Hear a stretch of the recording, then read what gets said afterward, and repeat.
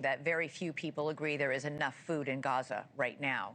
Joining me now for more on this is the Gazan analyst I just mentioned, Ahmed Fouad Alkhatib. Ahmed, you're going to have to say your last name for me, please.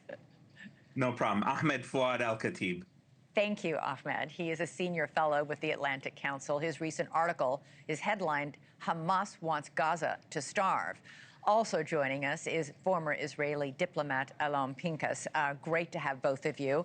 Alon, before we get into the humanitarian crisis, we did report at the beginning of this story on Prime Minister Benjamin Netanyahu's decision to go to a full-scale occupation of Gaza, even though his own military opposes it.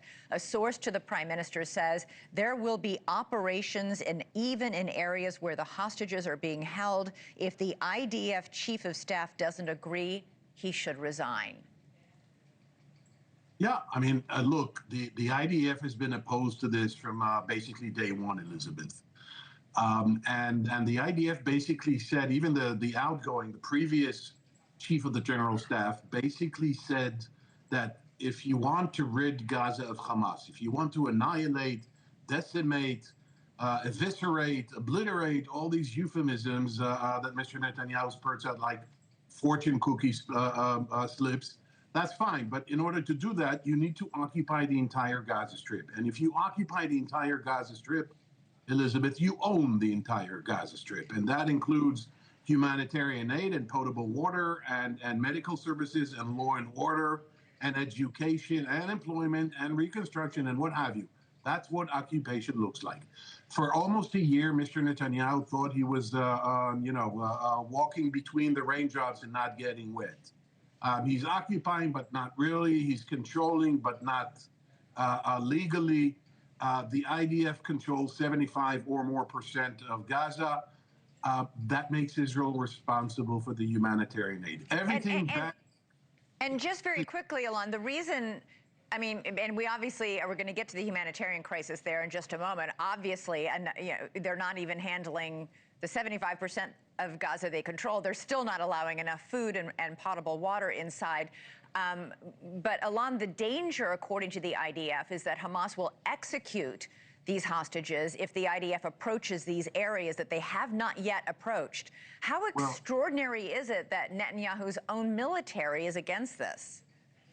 Very extraordinary. Certainly at a time, certainly during a war when the fighting is still raging, for the military to basically confront the prime minister is not rare. It's almost unprecedented and unheard of. And this goes back, I know we don't have time and I'd love to hear for what.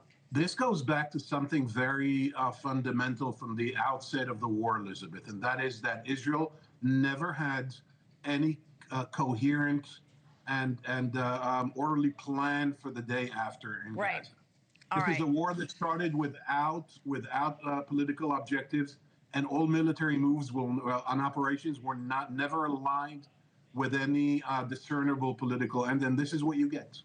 Ahmed, you've been speaking to Palestinians who are right now trapped in Gaza, where you say chaos and apocalyptic scenes are the norm now.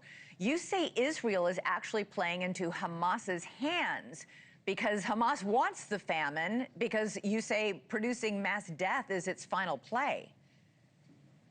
Precisely that. I mean, unfortunately, Hamas is out of options, and the only thing that it has going for it right now is to draw Israel further into the quagmire, is to cause Israel to actually worsen the conditions for the civilians by the restricting of the aid, by being more brutal and inhumane in the application of firepower, in the way that it handles how to move populations from one area to the other, by the way in which it conducts crowd control, for example, outside of GHF, that's the Gaza Humanitarian Foundation sites, where they're giving out the food.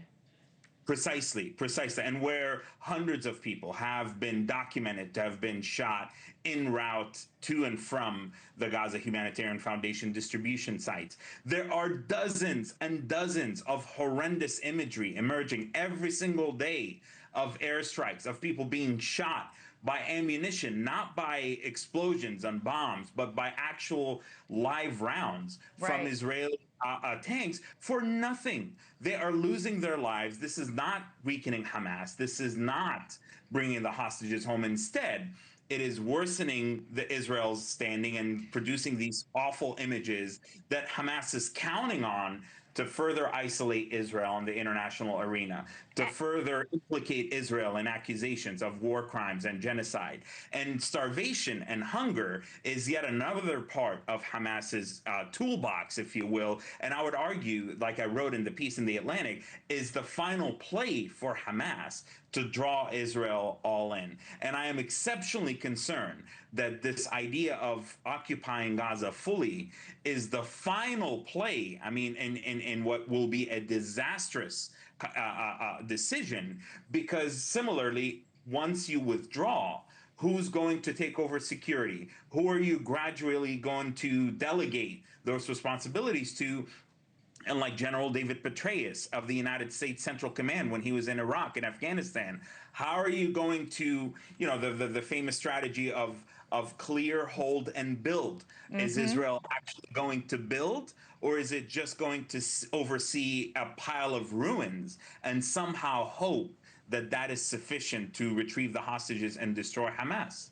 And this is something the IDF has been pointing out from the very start, almost since October 7th. What is the plan for after we defeat or obliterate or decimate Hamas? And by the way, we had the Israeli ambassador to the U.S. on this show. I asked him point blank why the IDF was using live rounds of ammunition for crowd control around these food distribution sites. He did not answer the question. Gentlemen, I would love to have both of you back. This is not an issue, I fear, that is going to go away soon. I really appreciate a smart discussion of it tonight. Thank you, Elizabeth.